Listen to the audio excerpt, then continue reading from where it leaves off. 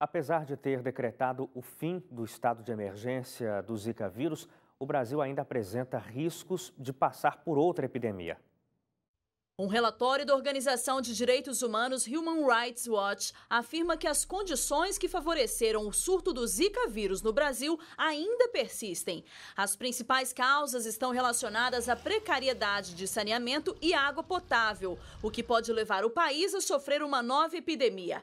O documento também acusa o governo brasileiro de adotar políticas negligentes, como ter declarado o fim do estado de emergência nacional, enquanto os riscos ainda ameaçam o país. Além disso, a população do mosquito Aedes aegypti ainda não foi reduzida suficientemente.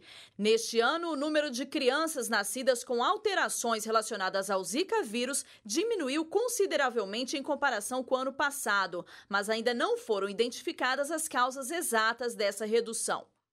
A organização afirma que as autoridades brasileiras deveriam investir urgentemente em infraestrutura de água e saneamento para controlar a reprodução desses mosquitos e melhorar as condições de saúde pública. No Nordeste, região onde ocorreu o maior número de contaminações, menos de 25% da população tinha acesso à rede de esgoto em 2015. Além disso, mais de um terço da população brasileira não tem acesso ao abastecimento contínuo de água, o que leva muitas pessoas a terem que encher recipientes para uso doméstico.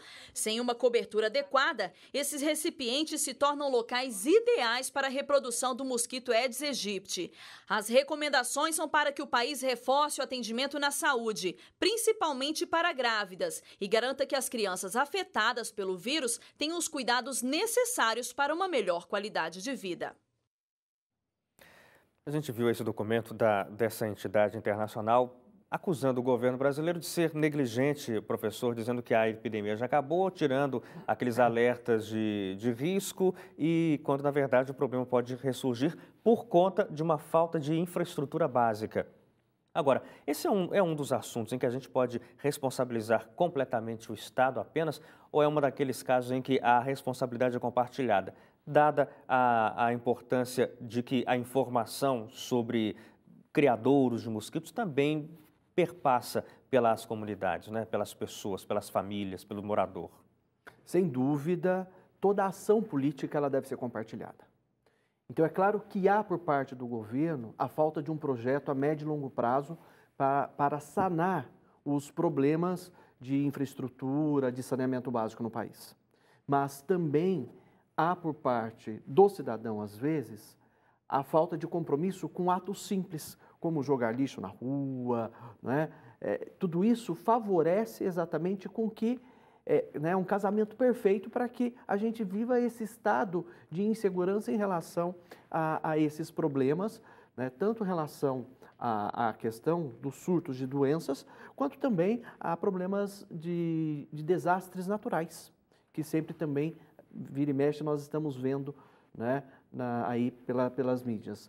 Então, realmente, nós precisamos ter essa consciência de que o governo precisa fazer a parte, mas eu, como cidadão, também sou corresponsável pelas ações que devem ser vivenciadas como um todo, não é? Em vista de amenizar aí os problemas gerados. Aliás, Carlos, falando sobre esse assunto, sobre a participação popular na vida da República, é uma coisa que talvez falte ainda muito ao brasileiro. Você, na primeira fala, falou, né, sobre a nossa democracia, que ainda é muito recente, ainda é muito jovem, talvez as pessoas não saibam ainda bem como lidar com a democracia, porque a democracia não é só um estado de direitos, mas é um estado de deveres também. E, às vezes, falta essa consciência sobre o dever da cidadania dentro de uma comunidade, dentro de uma sociedade democrática como a nossa. Eu sempre digo que direitos e deveres não existem independentemente.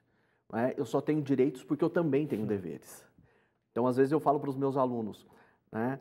Você tem o direito de aprender e eu tenho o dever de ensinar. Só que eu, enquanto trabalhador, tenho o direito de entrar na minha sala, por exemplo, e dar minha aula, enquanto ele passa a ter, né, o dever de participar, né, de prestar atenção, de tirar dúvidas. Então, se nós observarmos, aquilo que sustenta o nosso direito é sempre o dever, mas não é um dever único e exclusivamente de um governo ou de outro. é também um dever nosso de lutar, de acreditar, de cobrar, de correr atrás, de exigir e de também cumprir em vista do direito do outro. Será que... Desculpa. Então, direitos e deveres, eles são indissociáveis. Sim. Agora, será que essa, eu não sei se dá para dizer, essa passividade nossa, né? Nós como cidadãos, como cidadãos brasileiros, essa passividade diante da importância de conhecer os deveres e os direitos, surte como reflexo o que a gente vê na política do dia a dia, seja no município, no estado, no país? Lamentavelmente, criou-se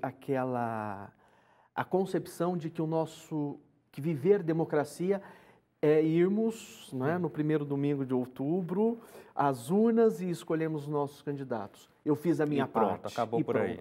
Não é? Isso não. É importante que nós efetivamente possamos acompanhar a vida dos nossos políticos, possamos fazer parte de órgãos dentro da sociedade, associação de amigos de bairros, conselhos municipais, tudo aquilo que vai fortificar exatamente o clamor da sociedade perante o poder público.